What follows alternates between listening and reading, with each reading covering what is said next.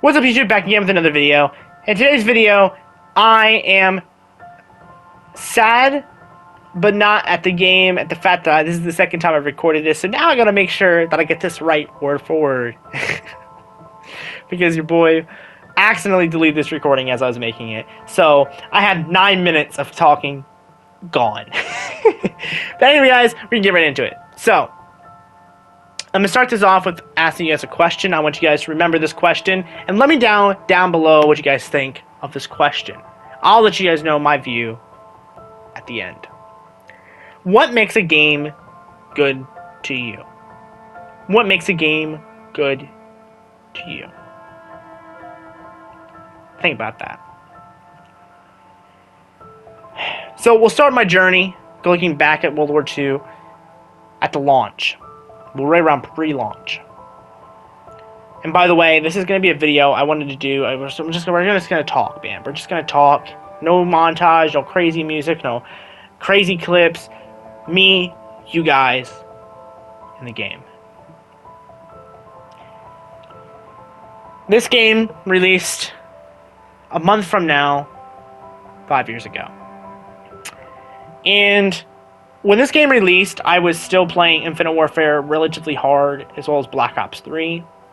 And I just come off the high of playing EXO. And I was excited for the new Boots on the Ground, but worried, because I hadn't played Boots on the Ground in years.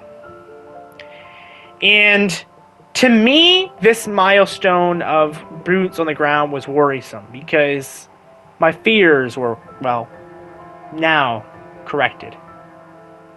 And they're true. My worry was that people would begin to lose skill.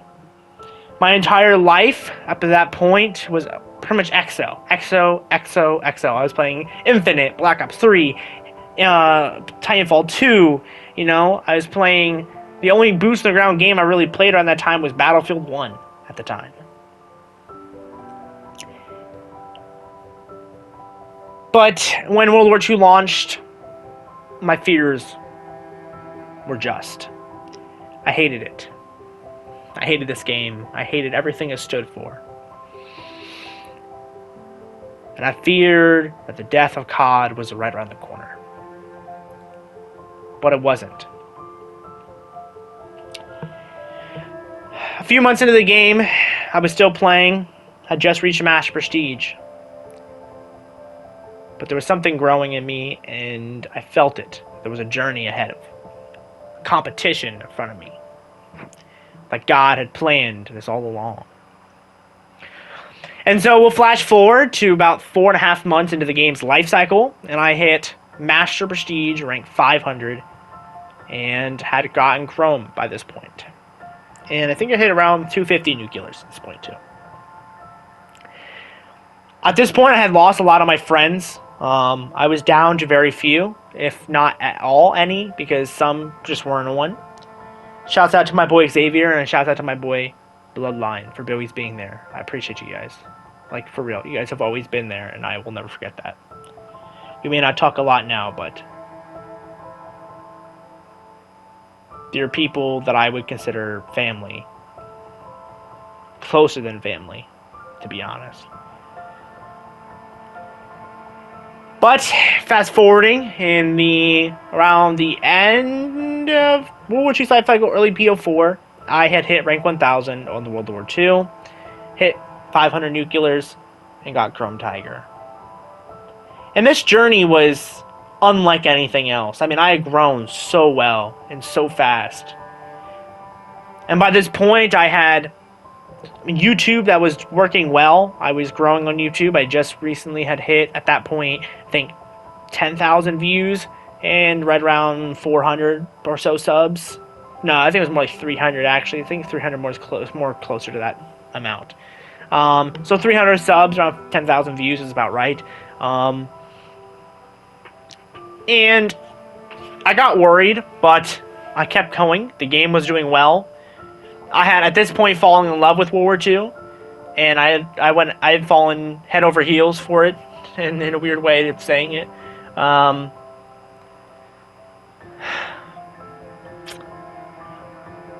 Then in 2019, we got the announce of Modern Warfare the new, I guess it was considered a sequel at the time, but I don't remember exactly how they worded it. But it was Modern Warfare. Captain Price, Ghost, Soap, they were all back and ready for a new adventure.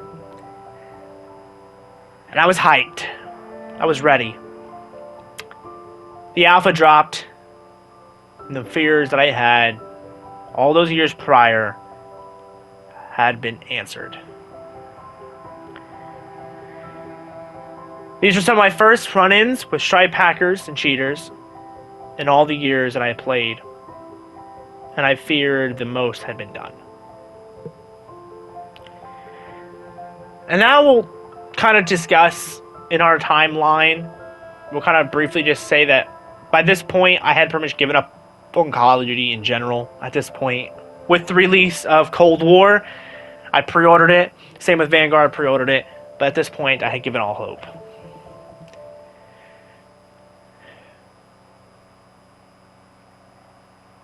But there's one game that never did make me lose hope. And so I went back to World War II until late 2020 with the COVID pandemic. Something new was now storming in World War II. A new evil was lurking under the shadows. And they were very rare, but they were lurking. And by 2021, they had come to take my soul. Their names were Stripehackers and Cronuses. By middle of 2021, they were everywhere. Majority of matches had them. Which is a big reason why, sitting right now, there is no montage, because cheaters are becoming unrelenting. And it's hard. But we powered through it, we played. Now we ended World War II with, I would say, a proud record. 689 nuclears of 1,000 Chrome and Chrome Tiger, and Chrome on every single DLC weapon except for melees. All divisions max prestige. Majority of challenges unlocked and mastered. All DLC weapons. 80% of the variants in the game. Zombies, we ended on prestige, 5. With hundreds of Final Reich Easter eggs completed. And the reason for me telling you guys this story is because I want people to learn and understand that it's okay to hate something. Because you never know what that's going to do for you. And I'm not saying hate on something because everyone else is hating. I'm saying it's okay to have a difference of opinion. Some may say that's hating, and that's fine. I hated this game when it first came out, and now I wouldn't trade this game for the world.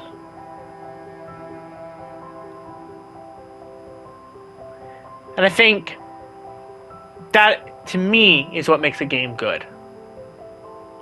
A game that drains everything out of you. Drains everything when you decide to leave. Very few games have ever had this effect on me. Things like Titanfall 2, specifically. Forbidden West, Horizon Forbidden West. And some other CODs, maybe. Games that leave you speechless and proud and happy. Games that bring you joy. Bring you happiness.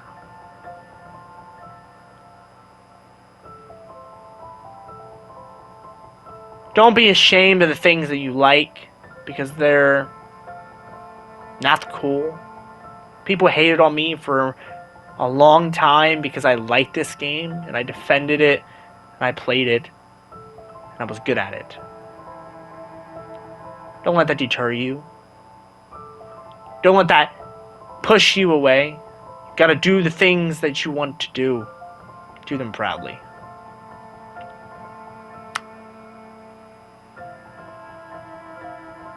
I, for one, will always be thankful for what this game has offered me to use to everybody. The heart and the soul that it tried to be. And for that I am eternally grateful. And it's not every day that you find a game, especially in today's age, that has the same feeling that you remember from your childhood.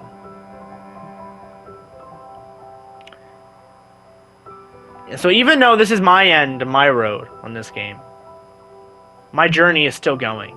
My adventures are just beginning. But I strive to prove to you guys, if you have not, to try to play this game. Or any game that brings you joy. And with WW2 coming out in less than, well, I guess right now it'll be 4 hours, as of recording this video, that to the friends that I've made along the way, Xavier, Merc, Bloodline,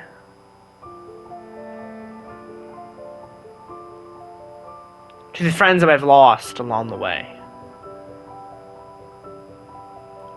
to the friends that I'm yet to make,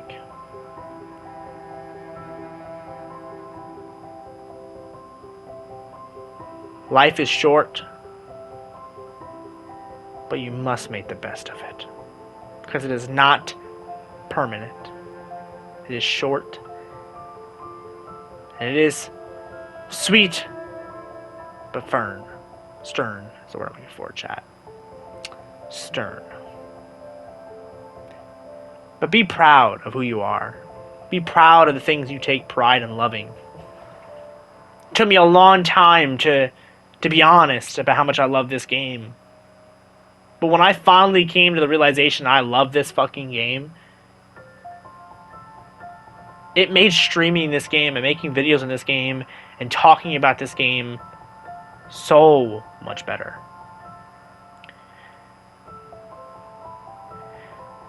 And so we'll come back to the question I asked you at the beginning. What makes a game good?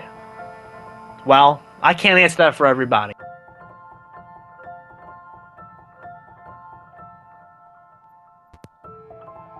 Me?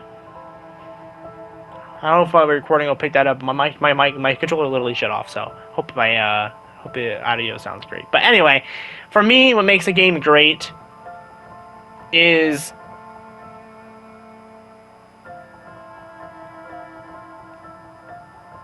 the ability to change a heart without changing the view of the human. Because I don't need to play a game that's going to tell me how to think, but playing a game that tells you a story that changes you or treats you a certain way, to change your heart, to be more welcoming and open, that's what makes a game good. Not whether it has substance or not.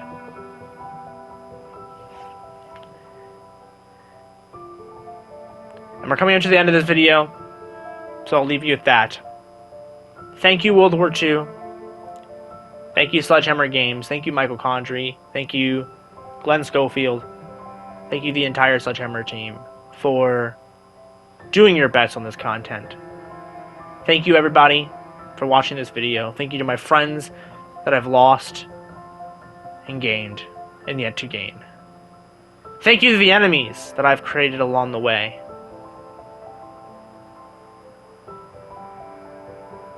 Because this is only the beginning of our future and our adventure. And I am so excited for what that may hold. Goodbye, World War II. You will be missed.